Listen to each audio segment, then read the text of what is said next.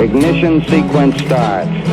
6, 5, 4, 3, 2, 1, 0.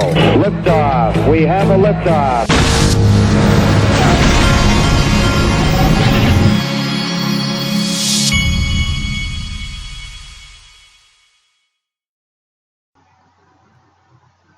Hey everybody, this is the Digital Asset Investor, and today I wanted to show you this 10 most influential in blockchain for 2018 that's been put out by CoinDesk. This guy, if anybody ever stepped in an ant bed, I don't know if those, I guess there's a lot of people around me that are listening that don't have fire ants, but here in the southeastern United States, when you step in a fire ant bed and thousands and thousands of ants are unleashed, you won't forget it. And this guy just stepped in an ant bed big time. 10 most influential blockchain in 2018. And the XRP community made the list, but first I was going to go through a couple of these other ones. I do not know who Brenna Sparks is. Jeremy Allaire is the CEO of Circle. Circle owns Poloniex, and Circle is owned partially by Goldman Sachs, or it's one of its investors. Then Hester Pierce, she's known as Crypto Mom at the SEC. She's one of the SEC commissioners, I believe, and she's very pro crypto and has made some comments that were really good for crypto. And here's her quote. She says, "I don't want this world to be a world about regulators. I want it to be a world about entrepreneurs." So I think she's one of the good guys up there. Next, Tom Jessup. And by the way, each one of these people, each person or thing in this had an article written up. I'm only going to go over Tom Jessup's and the one about the XRP community. Tom Jessup is the guy that's going to run Fidelity Digital Assets.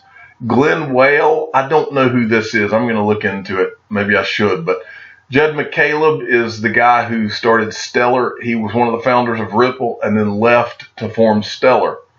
XRP Army is us. Nouriel Roubini. This kind of gives you an idea of where these people at CoinDesk are coming from. This guy has absolutely nothing to do with crypto other than being a jerk who tries to talk. He's like an economic dinosaur who's been living off of the elites for his whole life in economics, and now he's mad about the crypto thing because he knows what's about to happen. Elizabeth Stark, maybe I should know who she is, but I don't. Changpeng Zhao, he's the CEO of Binance. He's one of our favorite people. And he says it's the real believers that make much more money. And he's right. But anyway, and then there's a story written on each one of these things. First, I'm going to show you here's Michael B's reaction to this guy's name is David Floyd that wrote the article. You can go follow him. He's a CoinDesk reporter. What a rotten POS this guy is. Yeah, I'm talking about you, David. So here's the article without any further ado. This article, I would say that most of his article, he tries to stick to the actual tweets so he can hold his hands up and say that he's not saying anything himself, but it's real more or less the tweets.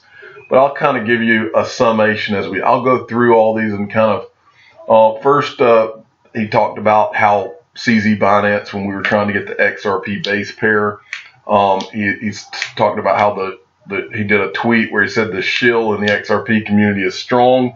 And then, so he's basically talking about this here, and all these people wanting XRP to be the base.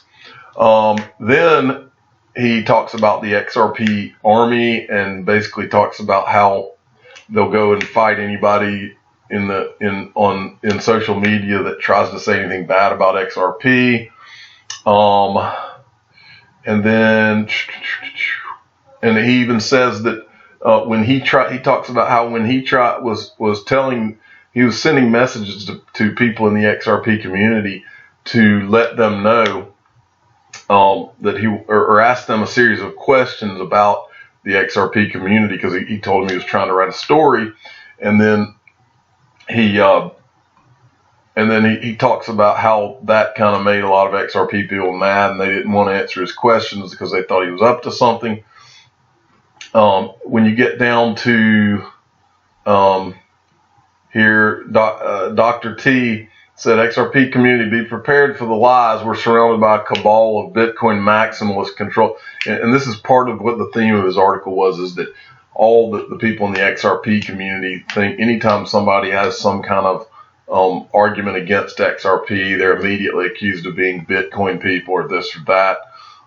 Then when you get down towards here, this is where Hodor, this is what irritated people when he first started trying to ask people to answer questions for his article. He asked this as his last question: do you feel like he was baiting the people to say something bad about the XRP community?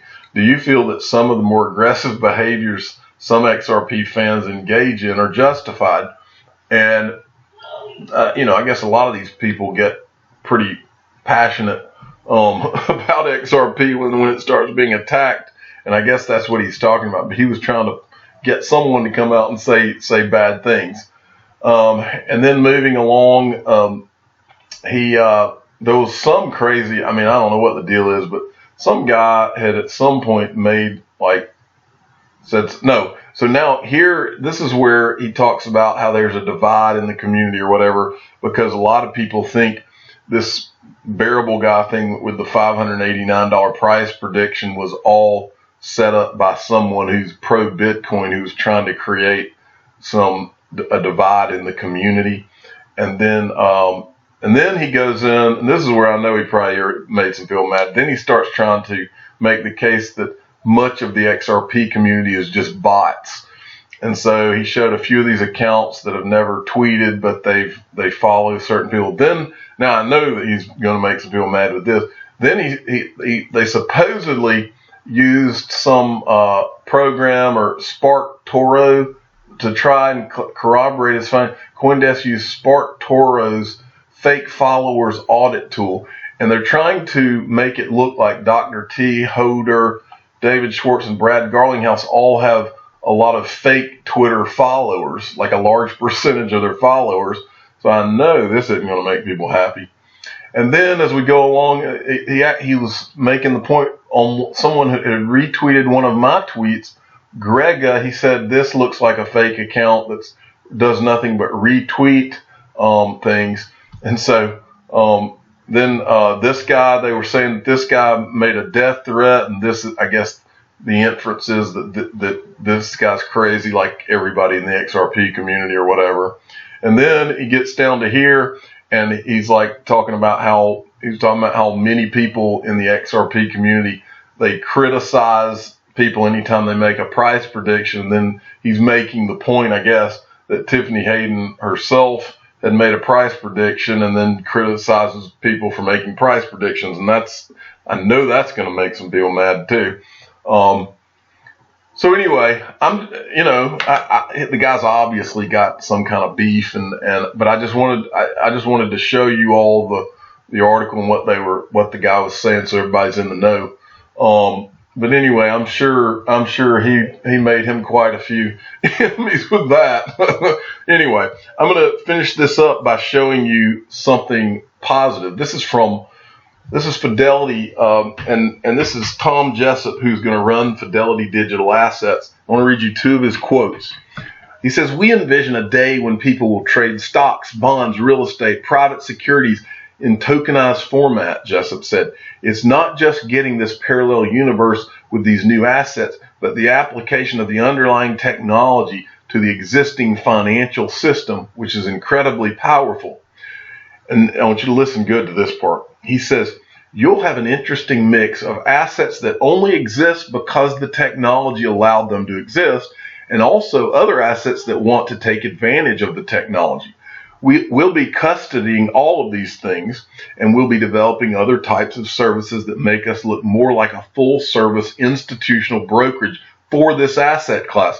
So we think this is actually a new type of brokerage business. In other words, what I've said before, this is the asset class to swallow whole all other asset classes.